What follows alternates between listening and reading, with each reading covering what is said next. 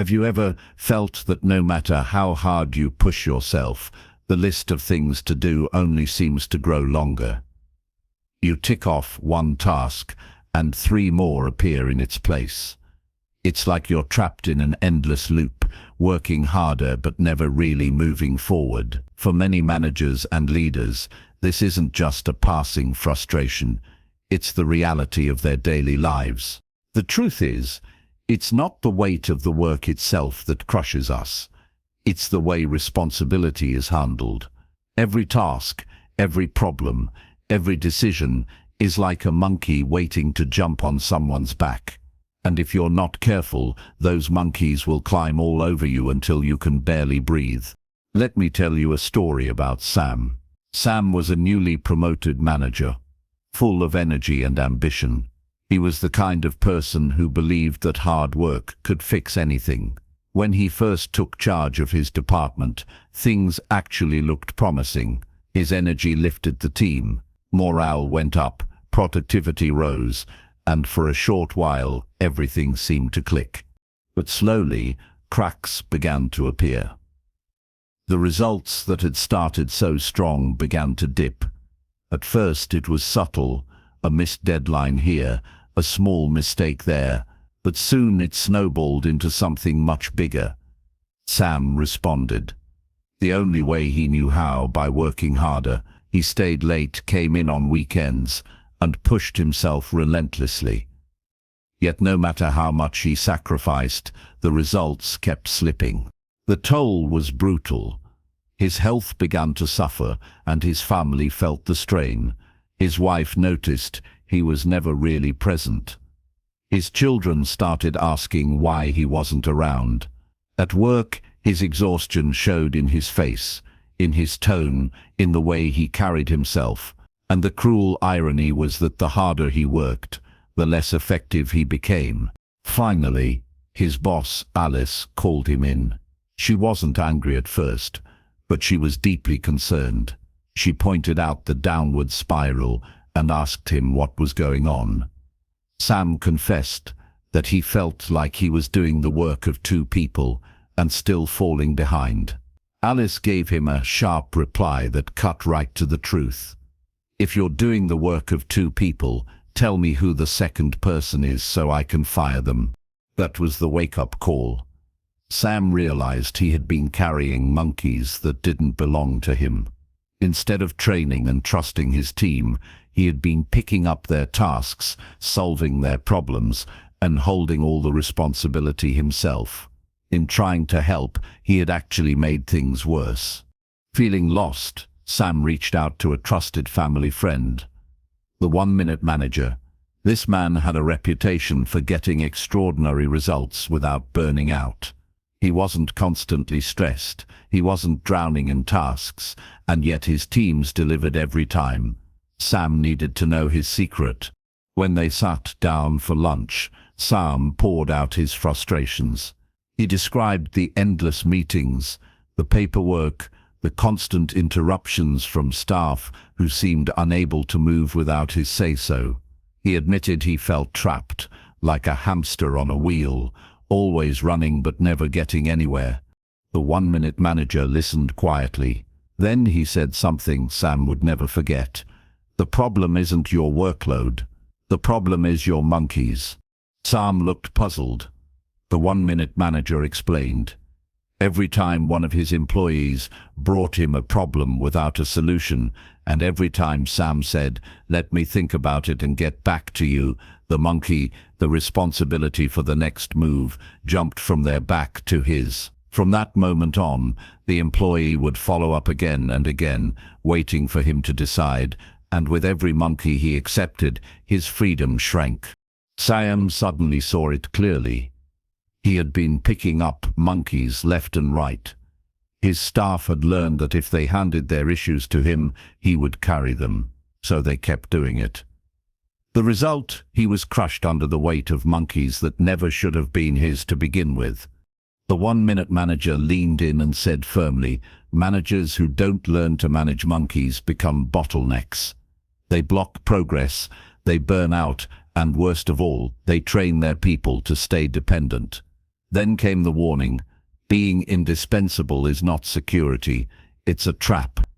If your team can't function without you, you will never be promoted because no one can replace you. Real leaders train others to carry responsibility. That truth hit Sam hard. He realized he wasn't just failing himself, he was failing his team. By keeping all the monkeys, he had robbed them of the chance to grow, to make decisions, to take ownership, and he had robbed himself of time, energy, and peace of mind. But recognizing the problem was only the first step. The 1-minute manager gave him a practical framework, 4 rules of monkey management that would change everything. First, describe the monkey. Before leaving any conversation, clearly define what the next step is. No vague promises, no let me think about it. Every task must have a next move. Second, assign the monkey. That means giving ownership to the right person, not the manager by default, but the person closest to the problem. Responsibility should always stay at the lowest appropriate level. Third, ensure the monkey. That means setting the right amount of oversight. High-risk tasks might require recommend, then act, where the employee proposes a solution and gets approval before moving forward. Low-risk tasks might just require act, then advise, where the employee takes action and updates later. The goal is balance. Enough supervision to prevent disaster, but not so much that the manager is micromanaging. And fourth, check on the monkey. Schedule regular follow-ups, not constant interruptions, but planned check-ins where progress is reviewed.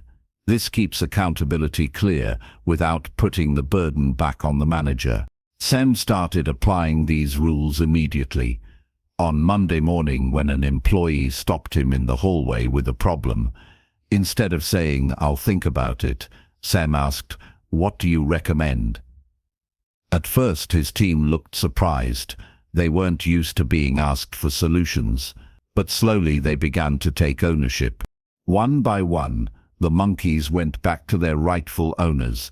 Sam felt lighter. His calendar cleared. His evenings returned. But more importantly, his team began to grow. They gained confidence.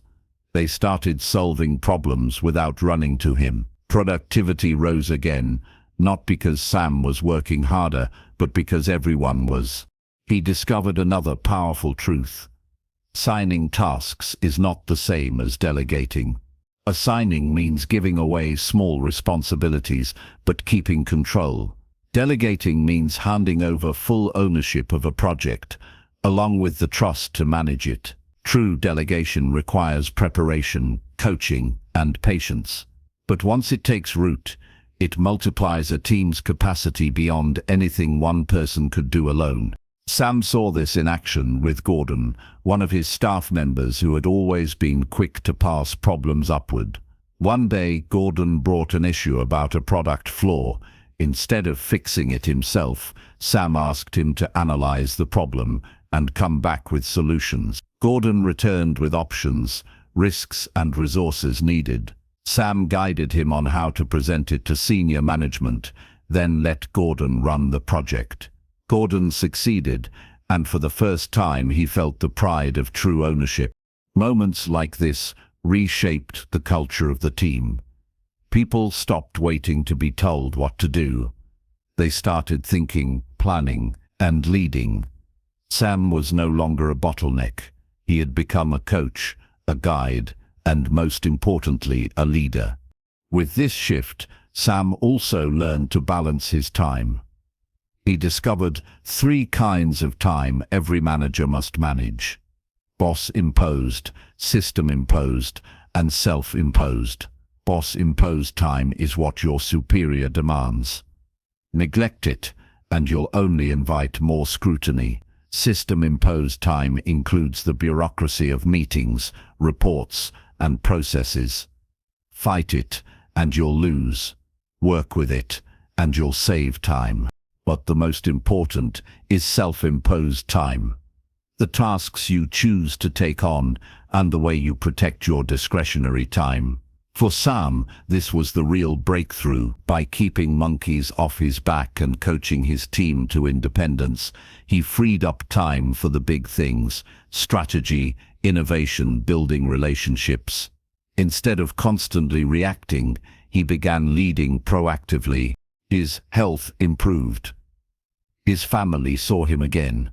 His team became more motivated than ever. And his boss, Alice, she noticed the transformation.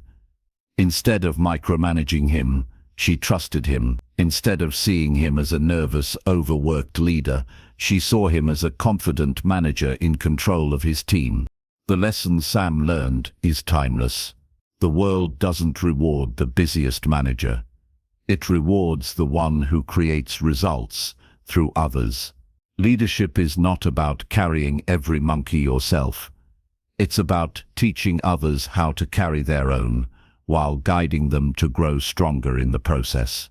So, if you ever feel crushed by endless responsibilities, remember this: every problem you take on without teaching someone else to handle it is a monkey climbing onto your back.